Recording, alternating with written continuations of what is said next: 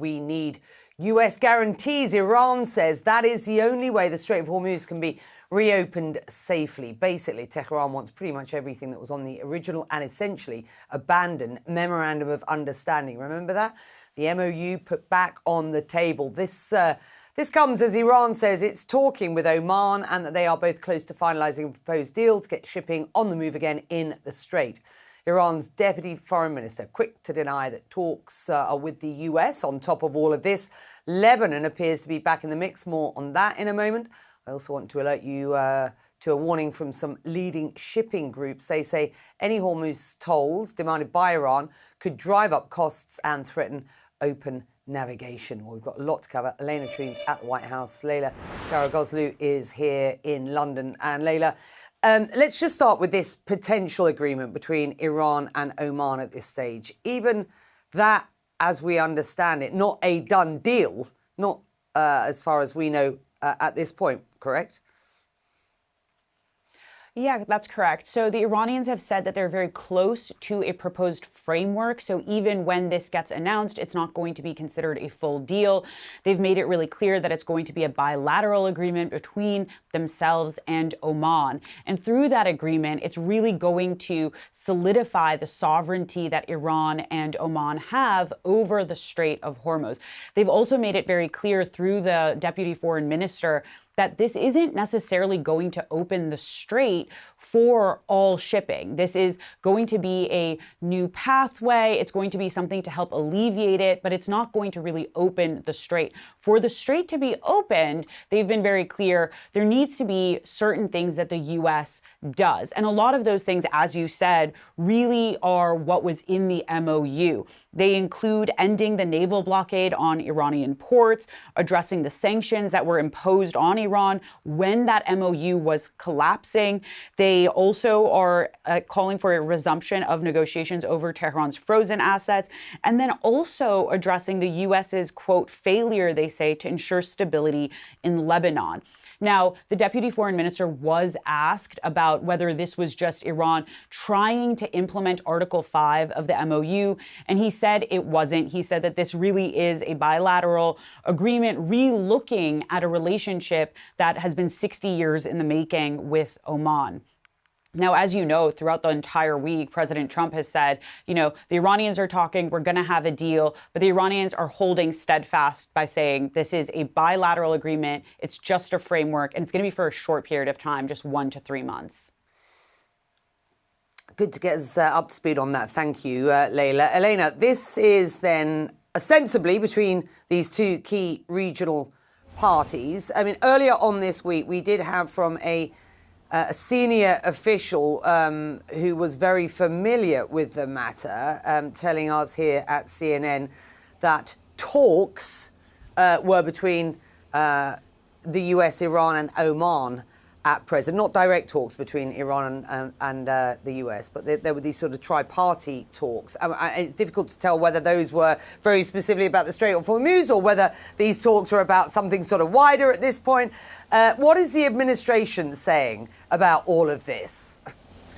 Yeah, look, I think there have been involved in some of these discussions, of course, in recent days, even if not directly. I will tell you from the conversations, Becky, I've been having with people here at the White House. They said that over the weekend, even people in Iran like Abbas Araghchi, the Iranian foreign minister, reaching out to people like Steve Witkoff, one of the key diplomats here in Washington who has been very involved in these talks. So I think there has been a level of, the United States being a maybe not direct part of these talks, but clearly involved at some level. And we've heard the president say many times that a deal needs to be completed and quickly. He said by the end of the week, or he would resume striking Iran. Now, of course, how much stake do you put in those comments when the president has issued many threats like that just to pull back? But that is currently what the administration is trying to project publicly. On the other hand, you do have acknowledgement from people like the vice president, J.D. Vance, someone who has led the delegation for these talks with the Iranians in the past, acknowledging that these have been very messy and that he says the Iranians have been very hard to deal with. Particularly, of course, you saw they had an MOU,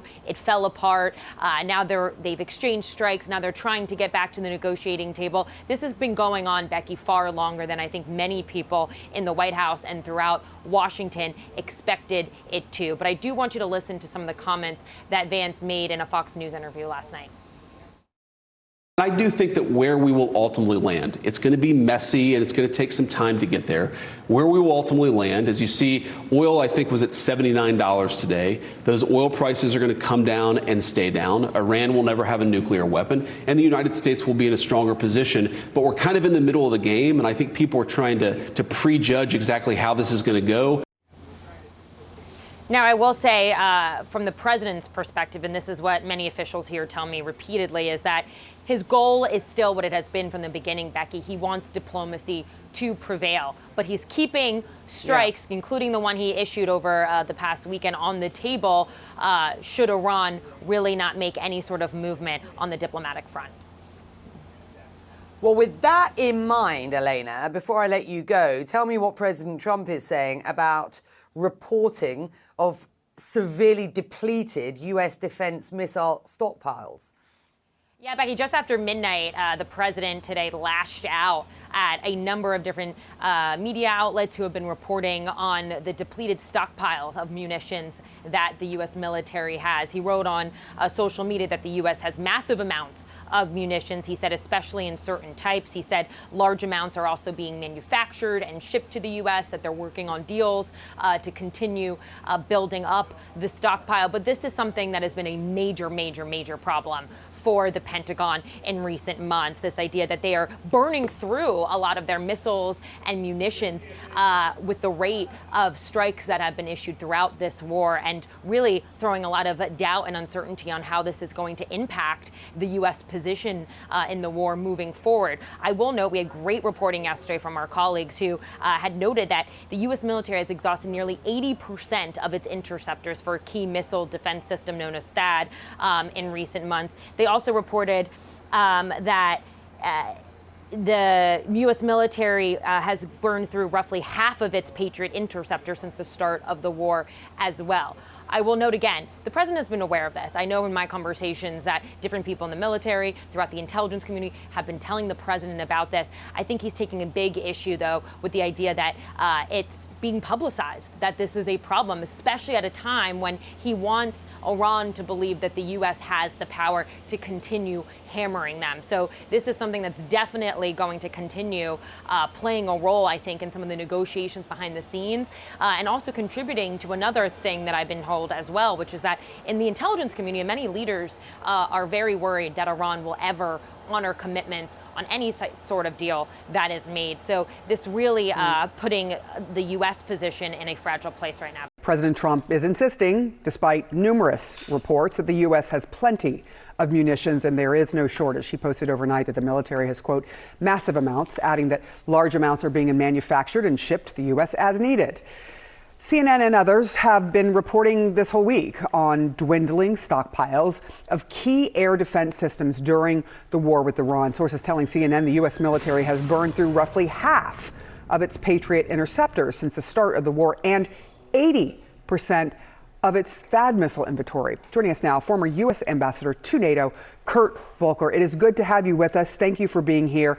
When you look at these numbers, the president is publicly denying that there is a major shortage of stockpiles, but the numbers are the numbers, and they're tracked not just by us, but by many different organizations, including CSIS, who has looked at this, and they are dangerously low. So what advice would you be giving the president at this moment when you know that so many of these munitions that are being used directly in this war with Iran are on a very, very short scale?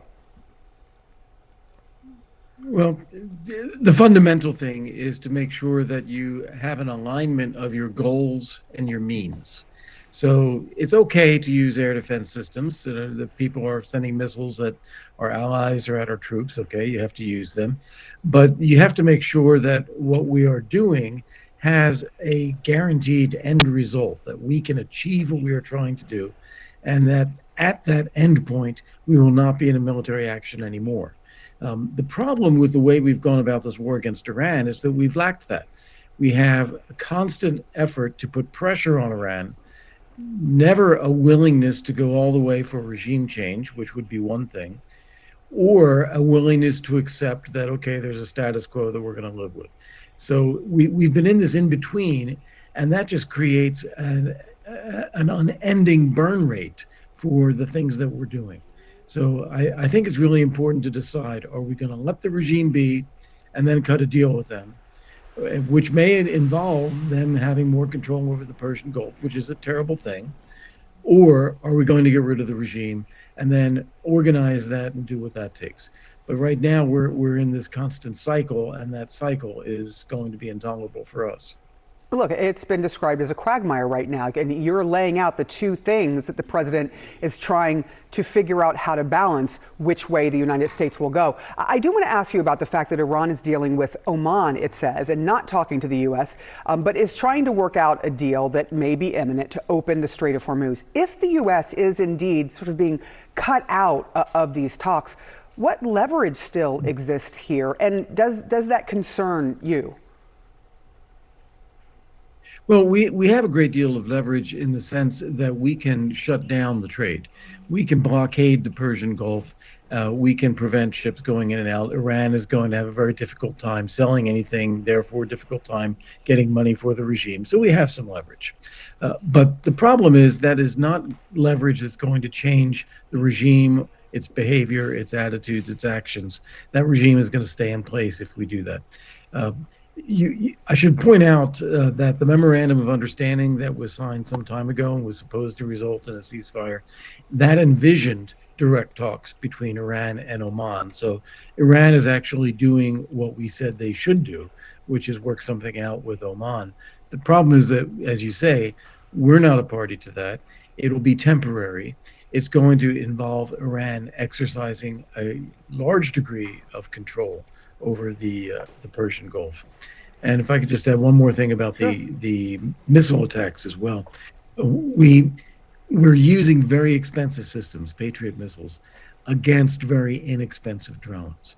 And that is an unsustainable position to be in. We do need to take a lesson from the Ukrainians, who've been facing this for over a year now with the Russians, a couple of years, where they can shoot down these inexpensive drones inexpensively themselves. That allows them to save the Patriot missiles for what they're really needed for, which is incoming missiles.